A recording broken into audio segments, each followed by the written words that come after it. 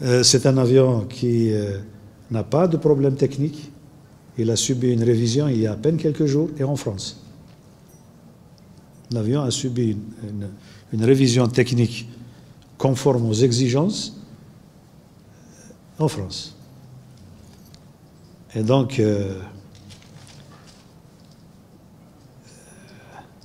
ما ندخلش في تفاصيل اللي خاصة بصلاحيات الجيري وبصلاحيات الأخ عمار غول وزير النقل. Mais à cette heure-ci, on peut confirmer que l'avion a craché. À l'asaf shadid. L'avion s'est écrasé en territoire malien.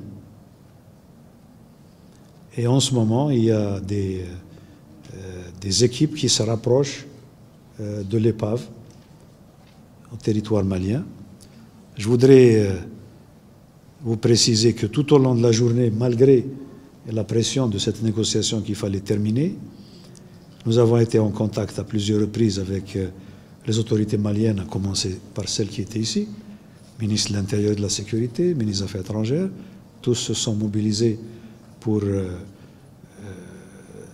contribuer à la recherche. Naturellement en contact avec les autorités burkinabées, contact à plusieurs reprises avec Laurent Fabius dans la journée d'aujourd'hui, avec le ministre espagnol des Affaires étrangères, avec même d'autres ministres de pays frères et amis par solidarité qui nous ont appelés pour partager ces moments avec nous, ces moments de grande tristesse, de grande pression psychologique, en ayant évidemment une pensée à toutes les familles de ces personnes.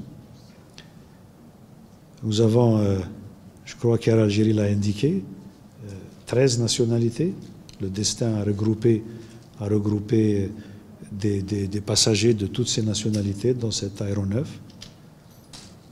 Comme il se doit, une fois les équipes de secours arrivées sur les lieux, une fois que s'il y a des survivants, Inch'Allah, il y en aura et ils seront traités. La taqnatu min rahmatillah. S'il n'y en a pas, évidemment, un certain nombre de dispositions s'imposent pour les dépouilles, pour l'épave, les débris, afin qu'une enquête appropriée soit faite pour déterminer les causes réelles. Je voudrais indiquer que les mouvements maliens se sont mobilisés aujourd'hui avec nous et que l'un des mouvements a été l'un des premiers à nous signaler le lieu où l'appareil a craché, écrasé. Les mouvements se sont mobilisés et en nous ont déclaré la solidarité et se sont engagés à déployer rapidement des éléments de ces mouvements pour aller justement au secours et sécuriser les lieux. D'autres moyens ont été mobilisés aujourd'hui, algériens et autres, pour la localisation.